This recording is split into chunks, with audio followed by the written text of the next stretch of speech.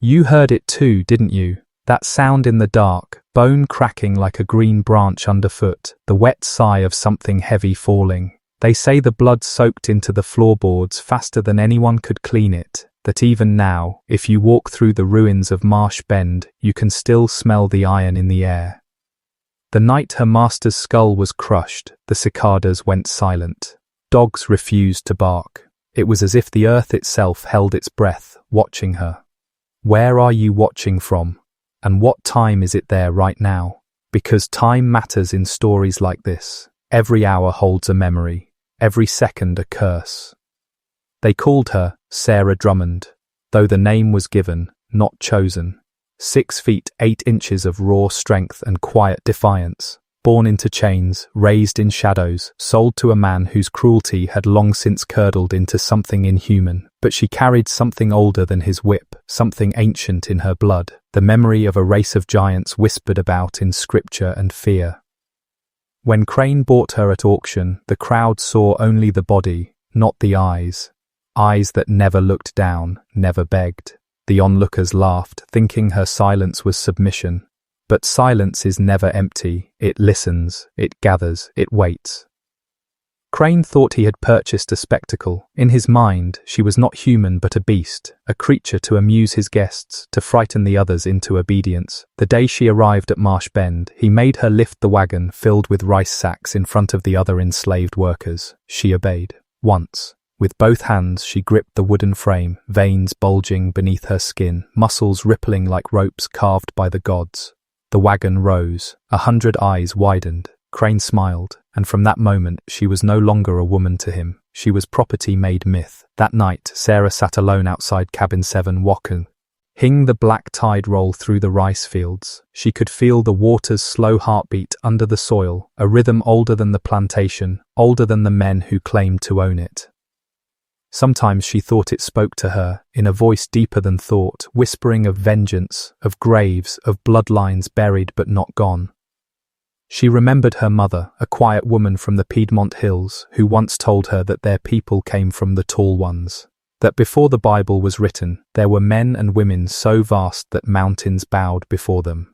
But they fell, not in war, not by plague, but by pride. The Creator broke their bodies into dust and scattered their seed among mortals, leaving only fragments, echoes in the blood. Sarah never believed it, not until she started growing beyond what the world could accept. In Crane's house, mirrors had been covered long ago. He believed reflections trapped spirits. Yet one night, he forced Sarah to stand before one, her reflection towering over him, her shoulders nearly touching the ceiling. "You see that?" he hissed. "That's the devil's work, and I own it." He struck her then, once, hard. The sound echoed through the corridor. She didn't move, didn't blink, but deep inside, something old stirred awake, something that had slept since the flood. And from that moment on, the walls of Marsh Bend began to hear things. Footsteps where no one walked, whispering in languages no one remembered. The other slaves spoke her name in secret, calling her the daughter of Goliath. Tell me, would you have feared her? Or freed her? Comment your thoughts. I want to know what you think. Because before that August night, before the skull and the silence, there were signs, and everyone ignored them. The first was the sound, low, distant, like thunder under the floor. But it wasn't thunder, it was heartbeat. Hers. By the summer of 1824, the land around Marsh Bend had changed. The rice fields were drowning, the levees cracking from within as if the swamp itself was rejecting its master. Workers whispered that the tides had turned against Crane, that the water obeyed someone else now, someone who walked among them by night with bare feet that left no prints. They said when Sarah waded into the flooded paddies, the snakes scattered and the frogs fell silent. Even the wind seemed to wait for her permission before it moved. Crane, ever proud, dismissed it all. He saw her strength as proof of his power. Each time she carried more, lifted more, endured more, he smiled wider, until the night he realized she no longer obeyed out of fear, that she didn't even see him, that her eyes had grown too ancient for this world. The overseer, Porter Grimble, wrote to his brother that she had become a curse made flesh. He said she spoke less now, ate less, and spent her nights staring toward the river, lips moving as though in prayer, or incantation. He begged Crane to sell her. Crane refused. "I've never lost to a slave," he said, "and I won't start now." But Marsh Bend was already beginning to rot from the inside. The rice went black with mold. Cattle fell dead in the fields. 2 workers disappeared in the marsh, their bodies never found. Grimble swore he saw figures in the fog, tall as trees, walking the water's edge beside her. Sarah said nothing. She simply worked, until the night she found the pit. It was a shallow depression behind the old smokehouse, covered with rotted boards. She hadn't meant to uncover it. The soil collapsed beneath her, and there, in the damp hollow, she saw bones, small ones, dozens of them, children, their tiny skulls crushed, their ribs warped from weight. She knew what she was looking at, Crane's lost workers, those who'd vanished without a word. She didn't scream, she didn't cry, but when she stood again, her hands were trembling, not with fear, but memory. That night, she dreamed. In the dream, the pit was full again, but not of bones, of faces, all staring upward, her mother's face among them, lips whispering through the soil. The blood remembers. When she woke, her palms burned. 2 faint marks had appeared there, shaped like the outline of eyes. She hid them beneath rags, but the pain deepened with every sunrise, as though something inside her was trying to look through her skin. Crane noticed. One evening he grabbed her wrist and tore away the cloth. "What devilry is this?" he demanded. The marks stared back at him, red and alive. He shoved her to the ground and ordered Grimble to fetch a branding iron, to burn the witch clean. But when Grimble returned, Crane was shaking. He said her eyes had changed, that they weren't brown anymore, but pale and shining, like glass in moonlight. Sarah rose slowly, and when she spoke, her voice was calm, steady and low. "You can burn what's on the skin," she said, "but you cannot touch what's beneath it." Grimble dropped the iron. Crane struck her again, the ring on his hand splitting her lip. She didn't flinch, she only whispered something he couldn't understand, words older than any prayer he knew. That night, Grimble packed his belongings and fled Marsh Bend. His letter, found later in a Charleston tavern, ended with one line written in a shaking hand: "She is not bound by man's chains anymore." Let me ask you, when you witness something unnatural, do you bow or do you run? Comment your thoughts. I want to know what you think.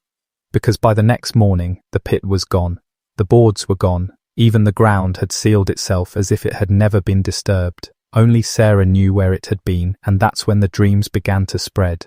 It started with the dreams. The men in the fields began waking in the middle of the night, soaked in sweat, swearing they'd seen her standing at the foot of their beds. Her silhouette filled the doorway, taller than the frame, unmoving, her eyes glowing faintly like coals hidden in ash. When they blinked, she was gone. But the next day, the river would rise a little higher, the tide would turn a little sooner, and something in the house would break. Glass, mirror, bone.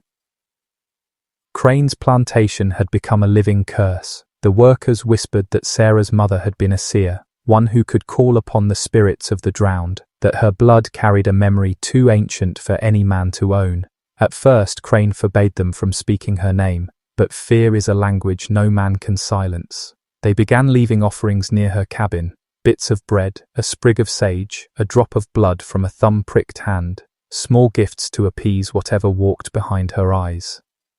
One morning, Crane awoke to find the word, redeemed, carved into his door. The cuts were deep and deliberate, each letter wide as a finger, too high for any normal person to have reached. He called it vandalism. But when he tried to sand it away, the letters bled. From then on, Sarah was forbidden from the house. She worked alone, in the farthest fields where the fog was thickest and the water blackest. But sometimes from the veranda, Crane's guests would see her standing motionless in the distance, half submerged, head bowed, the reflection of the moon cutting her face in half. One woman fainted, swearing she saw something enormous rise behind her in the water, a shadow shaped like her, but larger, its outline rippling with light. That was when the preacher came. Reverend Thaddeus Price, a gaunt man with eyes like storm clouds and a Bible so worn it barely held together. He arrived at Crane's request. He'd dealt with unnatural women before. For 3 days he fasted and prayed, then summoned Sarah to the main hall. She obeyed, walking barefoot across the marble floor that still bore faint stains of blood from old punishments. Price raised his hand and began to speak of demons, of fallen angels who had mated with mortals to breed giants, the Nephilim, the cursed children of rebellion. His words echoed through the room. "You are a remnant," he said to her, "a sin that survived the flood." Sarah stared back. "And you," she replied, "are a man who survived mercy." The preacher faltered, the candlelight flickered, then every flame in the room went out. When the servants relit them, the Reverend was on his knees, clutching his chest. "She spoke without sound," he gasped. "The voice, it was inside me." Crane threw her back into the fields, furious and afraid. He ordered her whipped for defiance, 40 lashes. The overseer hesitated. She did not. She removed her own shirt and turned her back to them. "Do it," she said. They struck her once, twice. The third time, the whip split down the middle, the leather torn as if by invisible hands. She turned her head slightly, eyes hollow with something not quite pain, not quite rage, and the air grew heavy, thick with heat, as if the swamp itself was breathing through her. That night, lightning struck the barn. The fire burned so bright it turned the river gold, but no one saw her in the crowd. Sarah had vanished, and yet, in the morning, the ashes formed her shape in the dirt. If you had seen that, would you still believe she was just a woman, or would you have called her something else? Comment your thoughts. I want to know what you think. Because 2 nights later, Crane woke to the sound of footsteps upstairs. Slow, deliberate, impossibly heavy, coming from the room where he had forbidden her to enter. The footsteps came at midnight. Crane lay in his bed, drenched in sweat, the humid August air pressing on his chest like a weight. He told himself it was the house settling, the wood contracting in the night heat, but then the sound came again, slow, deliberate, heavy. Too heavy for any man. The boards above his ceiling creaked, one by one, in perfect rhythm, as though someone enormous were pacing in circles. He called out for the servants. No answer. He lit his lamp. The flame trembled, bending toward the window as if drawn by something outside. He tried to pray, but the words refused to come. It wasn't God that was listening. When he finally found the courage to move, he grabbed his pistol and climbed the stairs. The corridor was black, silent except for the rasp of his own breath. He could smell something strange, wet earth like the marsh after rain. When he reached the landing, he saw it, muddy footprints leading down the hall, each one broad as a man's chest. They stopped outside the door to the library, the door she had once been forbidden to enter. He pressed his ear to the wood. A low hum pulsed within, deep and rhythmic, like the sound of blood echoing in a vein. He turned the handle. The door opened easily. The room was dark except for the faint glow of embers in the hearth. At first, he thought it was empty. Then he saw her. Sarah stood by the fireplace, her back to him, head bowed. The flicker of light danced across her shoulders, illuminating old scars and the slow rise of breath. Her hands were clasped before her, holding something, a small wooden cross, broken clean in half. Crane's voice cracked. "How did you get in here?" She didn't answer. He raised the pistol. "I said..." She turned, slowly. Her eyes caught the light. They weren't human eyes anymore. They glowed faintly, like deep water catching the moon. "You built your wealth on their bones," she said quietly. "Did you think they would rest forever?" Crane took a step back. "What are you talking about?" "The pit," she whispered. "The children you buried. They've been calling." He fired, once.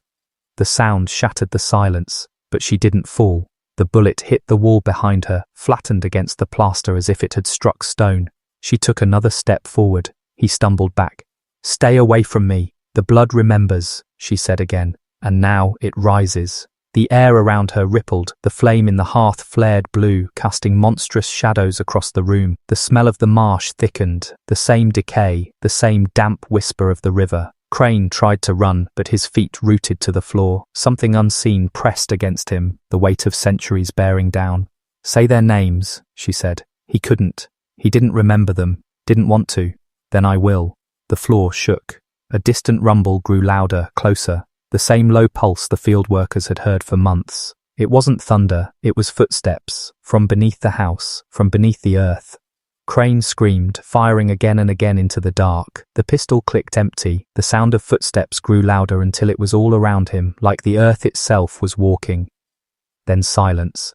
When the servants found him hours later, the room was empty. The walls were cracked, the air thick with dust, and on the desk, carved deep into the mahogany, were 5 words. She walks with the buried. Tell me, if you heard those steps in your house tonight, would you hide? Or would you listen? Comment your thoughts. I want to know what you think. Because by dawn, Sarah Drummond was gone from Marsh Bend, and by dusk, the river had changed its course. They said the river turned red that morning, not from blood, but from the clay unearthed by something vast moving beneath the current. Marsh Bend was silent, empty, as if the world itself had taken a step back from what it had just witnessed. Josiah Crane's body was never found, only his blood splattered across the library walls and the print of a hand larger than any man's, pressed deep into the wood of his desk. Sarah Drummond vanished into the swamps. Some said she drowned herself. Others swore they saw her walking through the fog at dawn, her enormous frame gliding above the reeds, untouched by water. But the truth was far stranger. 3 nights after Crane's death, the people in Charleston began to dream of her. They described it the same way, a tall woman standing in a flooded field, the moon behind her, her hands dripping with mud that shimmered like mercury. In the dream, she looked at them, not with anger, but with recognition. "You've forgotten who you are," she whispered. "You've forgotten what you were." And then they would wake with mud beneath their nails, the smell of river water in their lungs. The authorities called it superstition. They sent riders to search the marshes, but none returned. The few who did spoke of seeing things, shapes moving under the surface, whispers in the fog that knew their names. They said the marsh was no longer just land, it had become a wound. Weeks passed, the rice fields died, the plantation houses nearby were abandoned, and then, one night, in the ruins of Marsh Bend, someone found her again.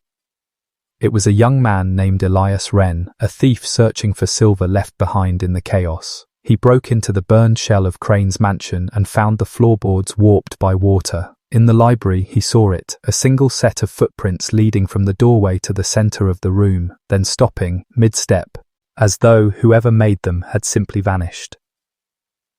Elias followed them, and in that silence, he heard it, a voice, distant, female, but everywhere at once. "Do you still serve the living?" it asked, "or have you forgotten them too?" He fled, screaming, his hair turned white before morning. By winter, no one dared go near Marsh Bend. The land was swallowed by fog, the river cutting a new path straight through the ruins. But if you walked the banks at night, sometimes you could see her reflection on the surface of the water, tall, still, waiting. And some say, if you speak her name with fear in your voice, she hears you. Now listen carefully, because what comes next is not just a story, it's a ritual. If you've made it this far, if you've felt the weight of her footsteps through time, then mark this moment, write it twice below. I walk with the buried. It's not superstition, it's recognition, because the story of Sarah Drummond is not about vengeance, it's about inheritance, the darkness passed down through silence, the power we bury because we're afraid of what it might become. Tell me, do you believe evil can sleep inside bloodlines, or do you think it never dies at all? Comment your thoughts. I want to know what you think. Because even now, 200 years later, the water still rises higher every August, and sometimes, when the moon is red, the locals swear they see her shadow move between the trees, taller than a doorframe, slower than breath. She is not gone. She is only waiting for someone who remembers. They found Elias Wren 3 days after he fled the ruins of Marsh Bend. His body was discovered on the outskirts of Charleston, lying face down in a shallow ditch. His eyes were open, mouth filled with mud, and both hands were pressed tightly against his ears, as if he'd died trying not to listen. The coroner's report said there were no wounds, no signs of struggle. But the look on his face, they said it was the expression of someone who'd seen something that refused to be unseen. Word spread fast. The townspeople began whispering about the tall woman of the marsh. Some said she was Crane's ghost come back in another shape. Others said she was the devil's child. But among the enslaved and the free black community, the story was different. They called her Mama Drummond the Protector, the Avenger of the Drowned. They believed she had become something divine, a spirit that punished those who traded lives like coins. In Charleston's back alleys you could hear hymns change, lines of scripture rewritten with her name. In hidden gatherings, people poured water on the floor before they prayed, believing she would walk through it and hear them. What had begun as horror was becoming faith. Yet faith and fear are twins, and when one grows, so does the other. By spring of 1828, planters began abandoning their estates along the river. The land refused to yield, the tides rising without reason. Livestock were found with their necks twisted, not torn, as though an unseen hand had turned their heads until the bones cracked. And the dreams, they came to everyone now, rich or poor, black or white. In them, the same scene unfolded, Sarah standing in the flood, whispering a single sentence that no one could remember upon waking. Only the feeling remained, guilt. A Charleston magistrate named Hiram Gates ordered an investigation. He assembled 10 men, armed, devout, and docile, Esperate, to reclaim the land's reputation. They rode to Marsh Bend under a waning moon. Only 3 returned. Their testimony still exists in the archives. One man said the swamp was breathing, another claimed the fog took shape, forming faces that watched from the trees. The third, trembling, said he saw a woman rise from the water, skin pale as stone, eyes like glass, and behind her, something vast stirring beneath the surface. "We thought it was a log," he said, until it opened its eyes. After that, even the most skeptical grew silent.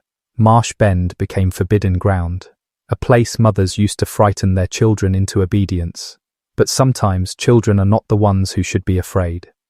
In 1842, a group of new owners tried to drain the swamp for cotton. The first day of digging, one man unearthed a wooden beam, blackened, marked with what looked like teeth. On the second day, they struck bone, giant bone, human but impossible. The diggers fled, the investors vanished, and within a month, the river swallowed everything they'd touched. So tell me, do you believe the past can defend itself, that when blood cries long enough, the earth starts to listen? Comment your thoughts. I want to know what you think, because those who tried to erase Sarah Drummond's name didn't just lose their land, they lost their memory. Family lines crumbled, records burned, as if history itself had decided to forget them. But legends don't die. They change shape, they adapt, and somewhere between the roots and the river, her shadow still moves, patient, enormous, eternal.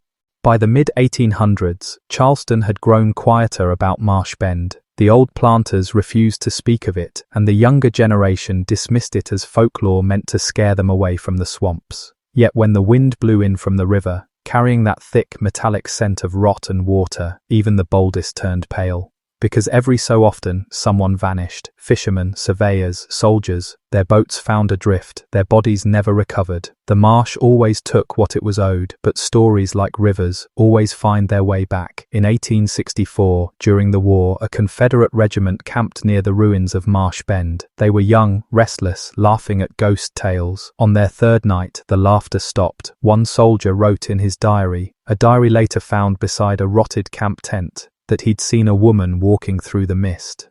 Tall as a door, he wrote, skin white as driftwood, she looked at me, and I forgot my name. At dawn, 4 men were gone.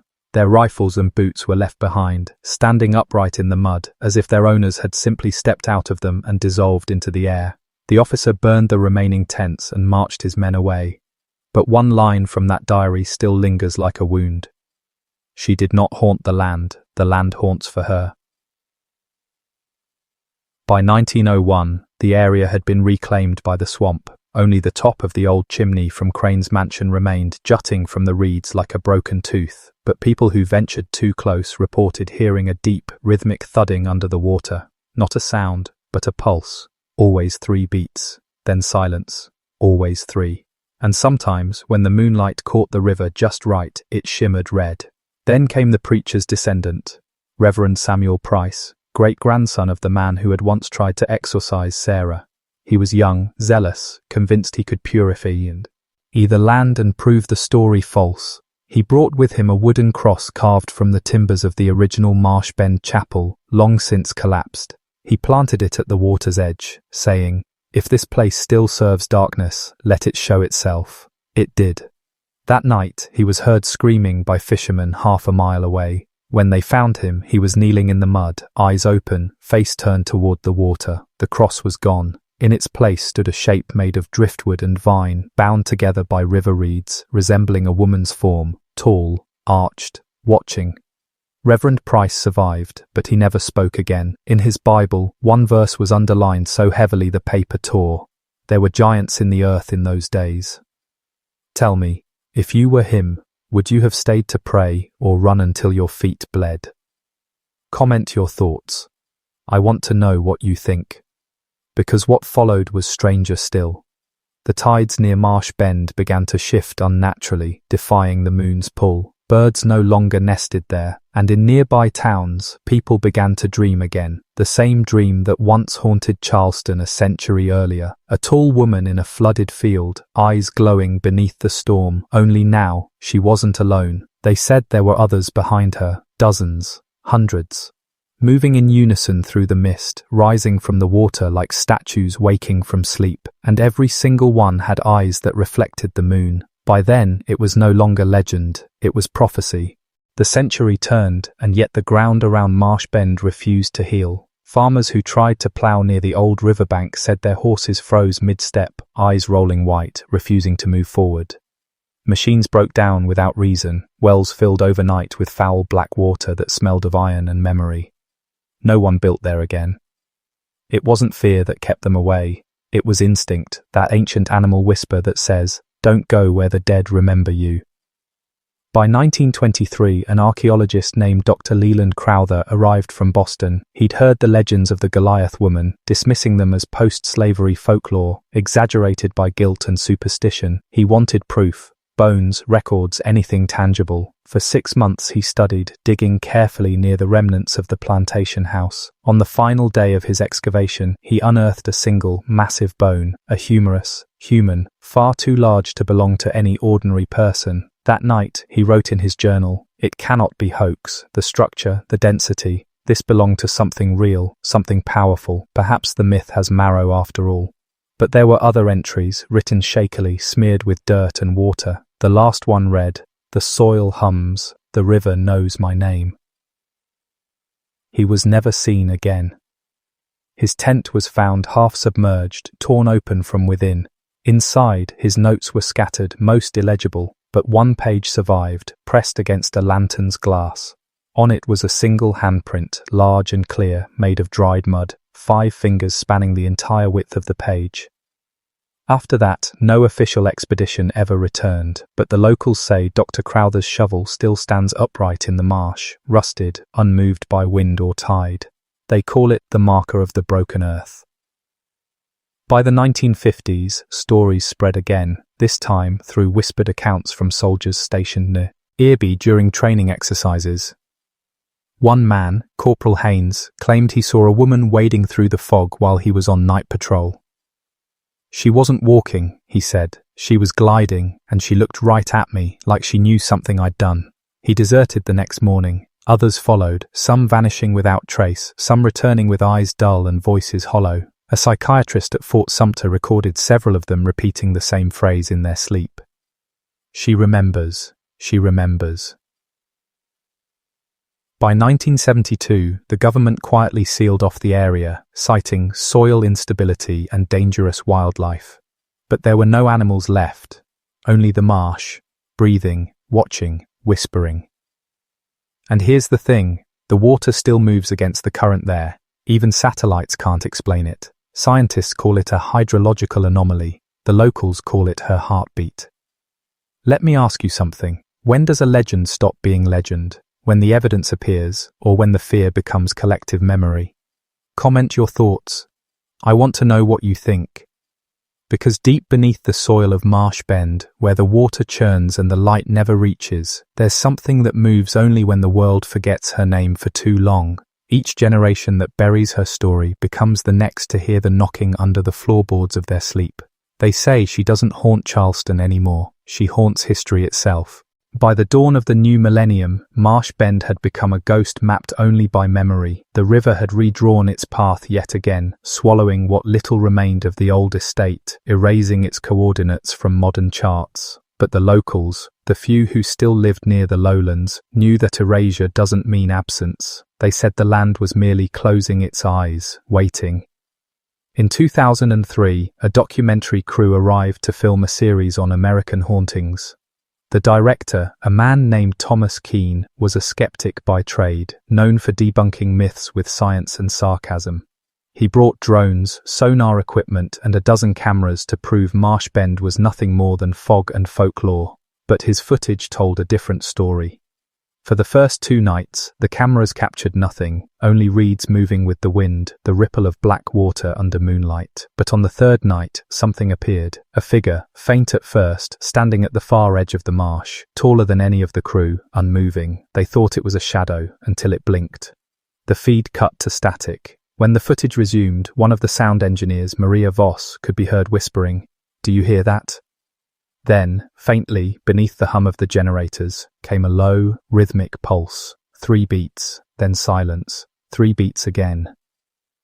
Moments later, the recording ended abruptly. The crew fled at dawn, abandoning their gear. When rescuers returned weeks later, they found the camp untouched, food still sealed, tents upright, but the ground beneath each tripod was wet as if the marsh had risen up just to kiss the steel. Keane released what little footage survived online. It was grainy, nearly unintelligible, but one frame froze the world, a silhouette of a woman, impossibly tall, standing in shallow water. Her reflection shimmered red beneath her. Within days, the video vanished, deleted, crubbed from every archive, as if it had never existed. But people remembered, always, they remembered. Around the same time, reports began surfacing across the Carolinas, of people dreaming the same dream again. The flooded field, the whisper, the weight of her gaze, thousands described it, identical in every detail. Scientists called it collective hysteria. But hysteria doesn't leave mud under your nails when you wake.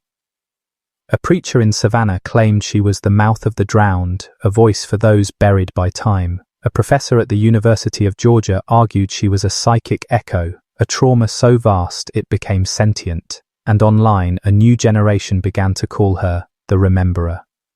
But what no one noticed, what only a few have dared to whisper, is that the water levels near Charleston have risen steadily each year since that footage was taken. Not by inches, but by rhythm. 3 pulses, then silence, always 3. Now tell me, when you listen to rain against your window at night, can you hear it, that steady, patient heartbeat beneath the storm? Comment your thoughts. I want to know what you think. Because Marsh Bend may have vanished from maps, but maps only tell you where you are, not where you've been. And some places, once entered, never truly let you leave. She's not a ghost, she's a mirror, and if you're hearing this now, maybe she's already remembered you. Listen closely, the rain has changed tempo. It's slower now. Deliberate, almost like breath. The historians who still speak of Marsh Bend whisper one final truth, one that was never printed, only passed mouth to ear like a curse. They say that after Sarah vanished, Josiah Crane's surviving relatives sealed every record, every ledger, every note that bore her name. But when his estate was dismantled decades later, one thing remained inside the vault, a single handprint, pressed deep into the mahogany wall behind his desk. It wasn't burned, it wasn't painted, it was compressed.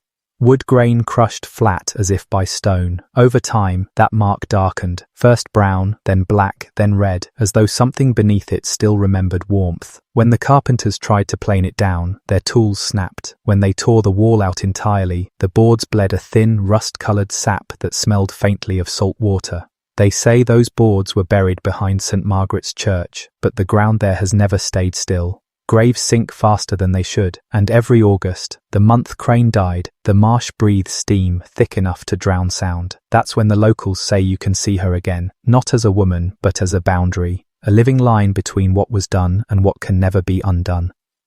Maybe she was Goliath's blood. Maybe she was something older, something that never bowed to kings or gods or chains. But her strength wasn't just muscle, it was memory, it was grief that learned to move, and once grief moves, it doesn't stop, it finds new hosts, new hearts, new places to grow. Look at yourself now, sitting in the dark, the glow of your screen staining your face. You're hearing this centuries after the scream first echoed through the swamp, and yet your pulse has begun to match hers. 3 beats. Silence. 3 beats again. Do you feel it? would you have believed the warning, or turned away like everyone else? Comment your thoughts. I want to know what you think. Because the truth of Sarah Drummond isn't in the archives or the legends, it's in the reflection that stares back when you think you're alone, the same reflection Josiah saw before his skull caved beneath her hands, the same reflection rising in black water even now, searching for eyes that dare to meet it. The lowlands are sinking, the rivers are widening, something beneath the surface is still remembering. Every act of cruelty leaves an echo, and echoes don't die. They wait. So if tonight, when you close your eyes, you dream of a woman standing waist deep in a flooded field, don't speak, don't move, don't run, just listen. If she speaks your name, it means you've been chosen, not for punishment, but for remembrance. She doesn't want your fear, she wants your silence, your acknowledgement, because those who remember her never vanish. Now that you know, can you ever go back?